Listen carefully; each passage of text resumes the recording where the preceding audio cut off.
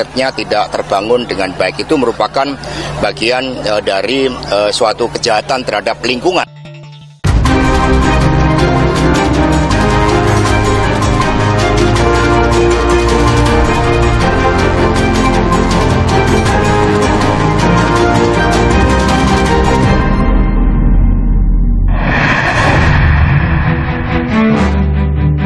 Persaingan elektabilitas 3 baca pres pemilu 2024 semakin ketat. Namun nama-nama bakal cawapres masih jadi teka-teki. Ya tinggal nunggu ada penawaran cawapresnya Pak Anies. Polemik proyek food estate atau lumbung pangan terus bergulir.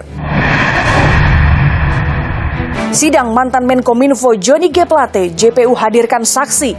Sementara Kejaksaan Agung terus mengusut misteri uang 27 miliar rupiah. Halo saudara, bagaimana kabar Anda? Semoga Anda selalu sehat. Selama 30 menit ke depan, laporan khusus akan kembali hadir, menghadirkan informasi penting dan menarik lainnya. Bersama saya, Gracia Adur. Inilah laporan khusus selengkapnya. Saudara, persaingan elektabilitas 3 bakal calon presiden pemilu 2024 semakin ketat. Sejumlah hasil lembaga survei pun menampilkan persaingan ketiga baca pres. Kini publik menanti nama-nama bakal cawapres yang masih menjadi teka-teki. Belakangan, nama Wali Kota Solo Gibran Rakabuming Raka kembali mencuat menjadi bakal cawapres.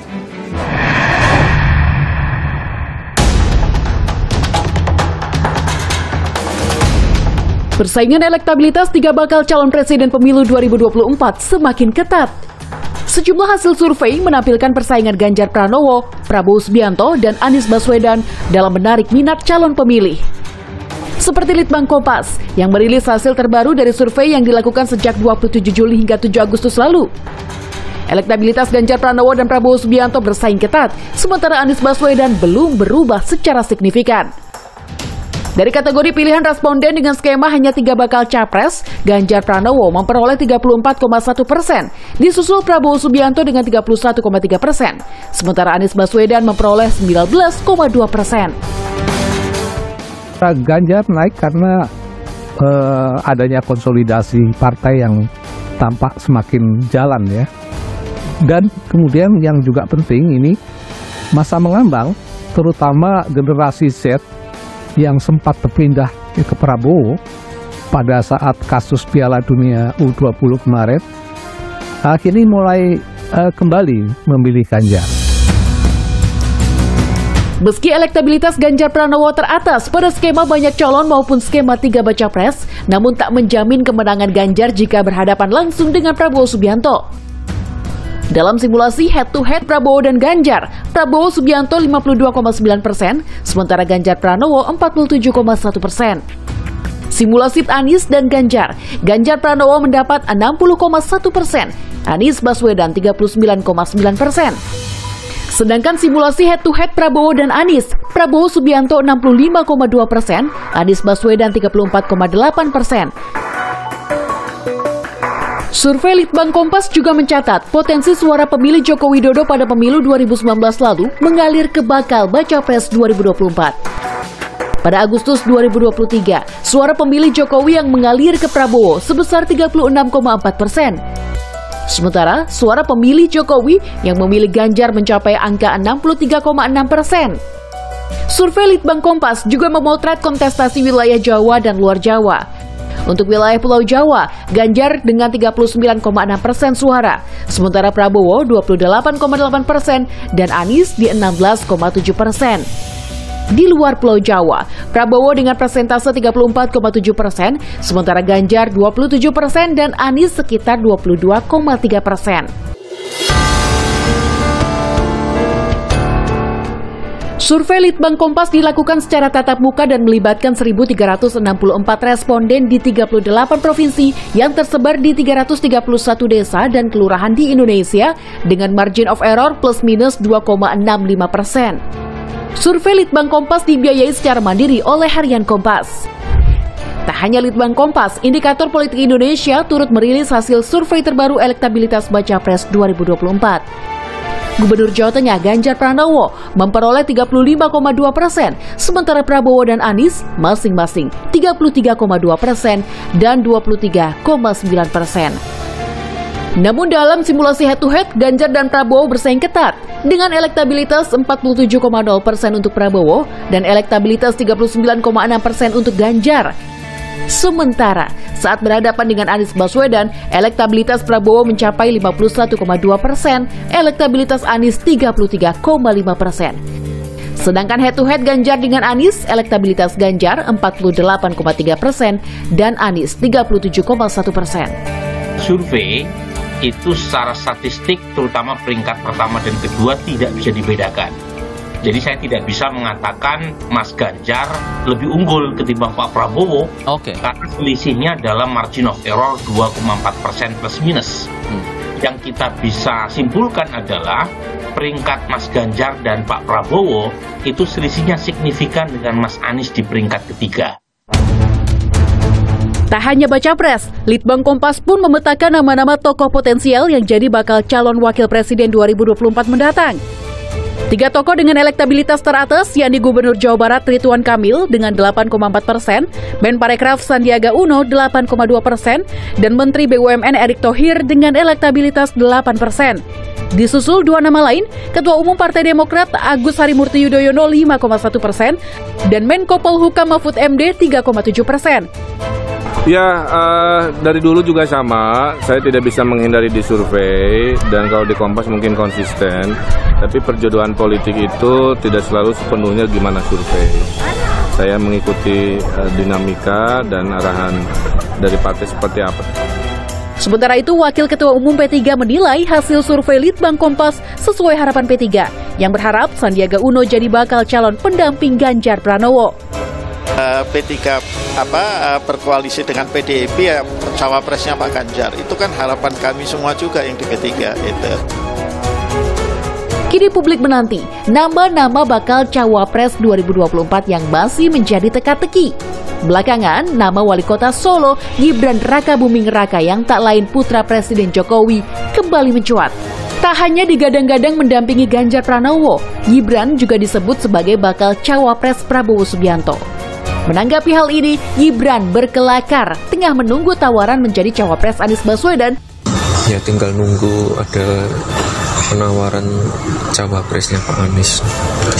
Gitu ya, Mas? Sebelumnya, PDIP juga membuka peluang Gibran untuk menjadi pendamping Ganjar. Ketua DPP PDI Perjuangan Puan Maharani menyebut jika MK mengabulkan gugatan batas usia Capres-Cawapres, PDIP akan mempertimbangkan Gibran sebagai cawapres pendamping Ganjar di Pilpres 2024. Ya kalau memang kemudian di MK-nya kemudian disetujui untuk ada calon wakil presiden di bawah 40 tahun, ya mungkin saja bisa kemungkinan Mas Gibran yang maju. Pasalnya, pada Maret lalu, Partai Solidaritas Indonesia menggugat Undang-Undang Pemilu terkait batas minimum usia Capres dan Cawapres dari minimal 40 tahun menjadi minimal 35 tahun. Saat ini, gugatan masih dalam proses pembahasan di Mahkamah Konstitusi.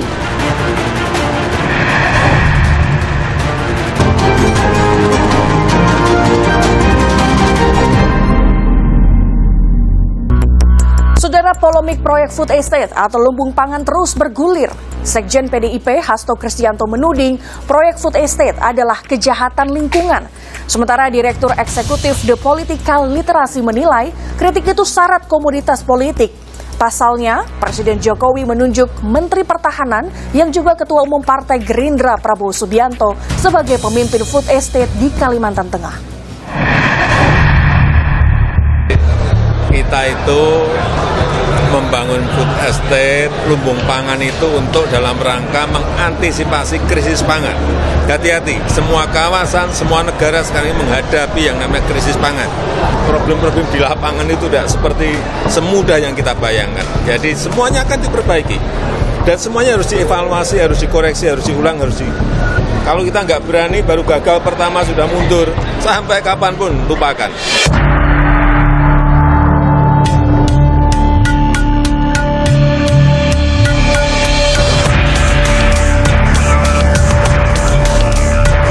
Presiden Joko Widodo buka suara terkait kritik proyek food estate atau lumbung pangan yang digagas masuk dalam program strategis nasional atau PSN 2020-2024.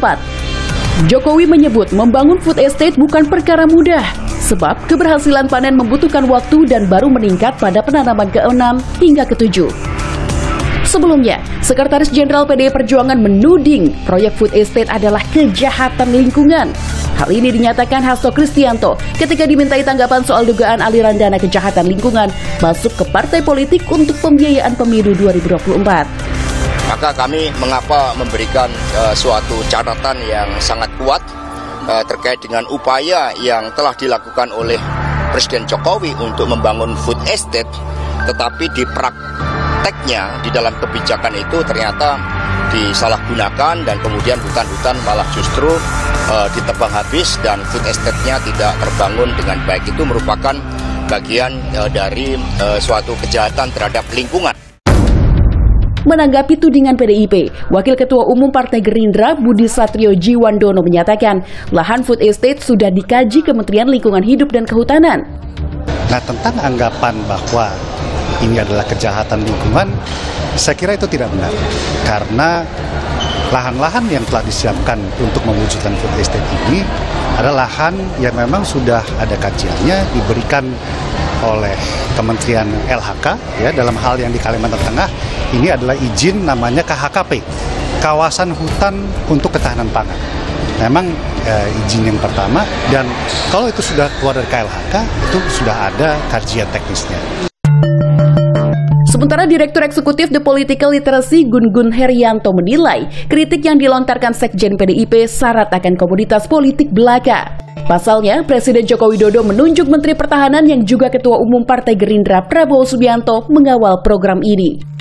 Sebagai kritik itu wajar, tetapi sebagai bagian dari pemerintah, kanalnya kan jelas tuh ya. Jadi ketika muncul di publik dalam konteks misalnya sekarang menghangatnya situasi politik, maka jangan kemudian salahkan publik juga dan media ketika itu menjadikan isu itu menjadi isu yang terkait dengan rivalitas gitu, kontestasi elektoral. Food estate rencananya akan dibangun di beberapa wilayah, diantaranya Kalimantan Tengah, Sumatera Utara, Nusa Tenggara Timur, Daerah Istimewa Yogyakarta, Jawa Barat, Jawa Tengah, Jawa Timur, dan Papua. Dikutip dari Kompas.com, untuk pembangunan di wilayah Kalimantan Barat, proyek food estate akan dibangun di atas tanah seluas 120.000 hektar. Sementara Kalimantan Tengah 180.000 hektar, Kalimantan Timur 10.000 hektar, dan Maluku seluas 190.000 hektar. Masing-masing lumbung pangan akan dikembangkan dengan komoditas yang berbeda. Dalam realisasinya, pembangunan food estate membuahkan hasil yang berbeda-beda di setiap daerah. Di Kalimantan Tengah, proyek ini mengalami kegagalan karena perkebunan singkong seluas 600 hektar mangkrak dan 17.000 hektar sawah baru tak kunjung panen. Dikutip dari Kompas.id, juru kampanye hutan Greenpeace Ari Rompas menyebut program food estate membuat masyarakat harus meninggalkan kebiasaan perladangan tradisional dan membuat masyarakat krisis pangan lokal karena lahan berubah menjadi tandus.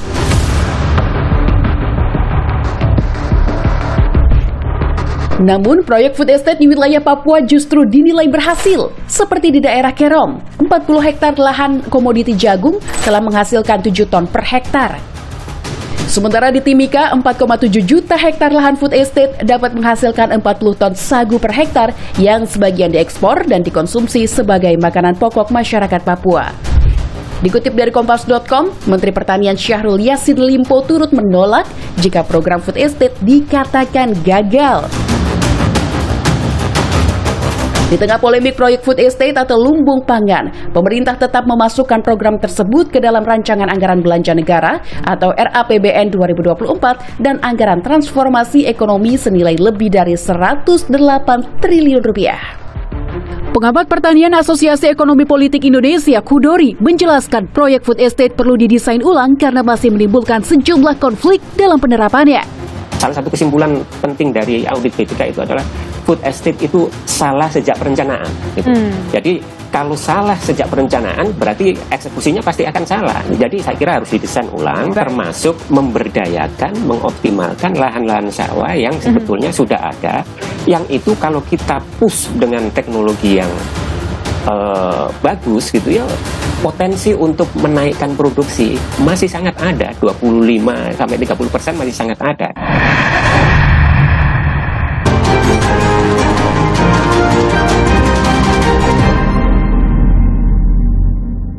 Saudara, Jaksa Penuntut Umum hadirkan saksi dalam sidang kasus korupsi Menara BTS Kominfo dengan terdakwa mantan Menkominfo Johnny G. Plate. Sementara itu, Kejaksaan Agung terus mengusut misteri uang 27 miliar rupiah dengan memeriksa 6 orang untuk dikonfrontasi guna memastikan apakah sebagai uang pengganti atau terkait perkara lain. Jaksa Penuntut Umum hadirkan 3 saksi dalam sidang kasus korupsi Menara BTS Kominfo dengan terdakwa mantan Menkominfo Johnny G. Plate. Di antaranya senior manajer implementasi Bakti Kominfo Erwin Kurniawan, Kepala Divisi Perbendaharaan dan Investasi Bakti Puji Lestari, serta Kepala Divisi Backbone Guntoro Prayudi. Dalam pemeriksaan salah satu saksi, Ketua Majelis Hakim Fazal Hendri geram karena tak ada tanggung jawab dan keseriusan dari pelaksana pekerjaan proyek BTS yang menghabiskan triliunan rupiah uang negara. Perencanaan untuk menyelesaikan proyek 4.200 dalam masa kurang dari 1 tahun itu sangat sulit, Yang Mulia. Sangat sulit. Kalau sangat sulit, ngapain dikerjakan dari awal? Sudah tahu itu ada penduga-duga. Ini 8 bulan tidak mungkin bisa dilaksanakan. Ngapain memaksakan diri? Kerjaan dengan dana yang triliun, tapi di bawahnya bekerjanya seperti ini. Mulai saya gas lagi nih. Itu loh Pak, saya sedikit aja sudah tahu saya itu di mana mainnya.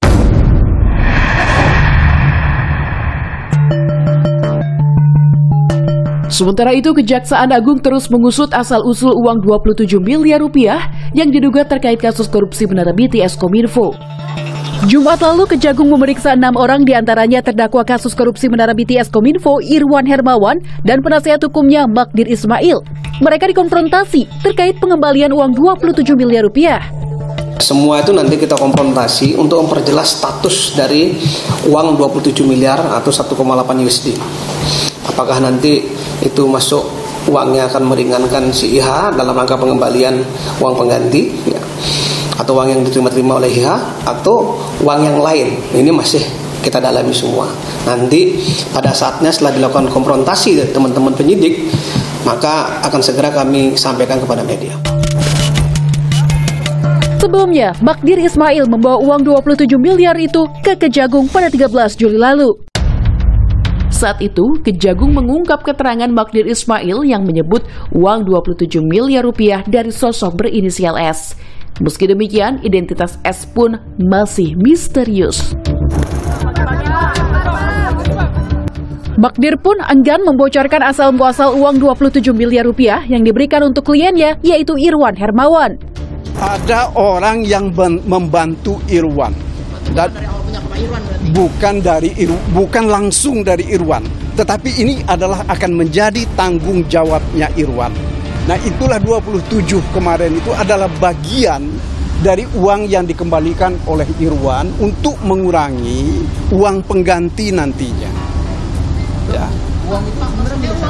Itu milik Irwan. Karena kami dapatkan dari orang yang menyebut ini untuk kepentingan Irwan. Meski Kejagung belum menetapkan status uang 27 miliar rupiah sebagai barang bukti, namun uang yang diserahkan terdakwa Irwan Hermawan melalui penasihat hukumnya diduga bagian dari aliran dana korupsi Menara BTS 4G Bakti Kominfo. Dalam kasus ini, Badan Pengawasan Keuangan dan Pembangunan atau BPKP mencatat kerugian negara mencapai 8,03 triliun rupiah. Kasus ini pun menyeret mantan Menteri Kominfo Johnny G. Plate yang kini telah menjadi terdakwa korupsi BTS. Selain Plate, ada 7 nama terdakwa lainnya yang tengah menjalani persidangan. Nama Menteri Pemuda dan Olahraga Dito Aryo Tejo pun turut terseret di kasus korupsi BTS Kominfo. Pada 3 Juli lalu, Kejagung telah memeriksa Dito Aryo Tejo terkait kasus tersebut. Ahli Hukum Pidana Universitas Jenderal Sudirman Hipnu Nugroho menyebut Kejagung harus segera membuktikan asal-usul uang 27 miliar rupiah itu. uang yang dititipkan di kejaksaan akan terlihat untuk pembuktian kasus apa. Apakah kasus IM ataukah kasus yang lain? Ini harus jelas. Karena suatu bukti, ini kan barang bukti Mbak, sehingga paling tidak dengan pengembalian ini akan menjadikan perkurangan suatu tindak pidana kerugian jati. Jadi ini merupakan bukti Mbak. Jadi 27M ini memperkuat bukti bahwa apa yang dilakukan oleh Kejaksaan Agung mempunyai nilai bahwa kasus betul-betul terjadi. Sehingga ada kesadaran mengembalikan. Jadi benar bukti, memang yang meringankan, tapi menjadikan bukti bahwa terjadi suatu markup dalam kasus BTS. Persidangan kasus korupsi Menara BTS 4G Kominfo masih terus bergulir. Dapatkah Kejagung mengungkap misteri uang 27 miliar rupiah?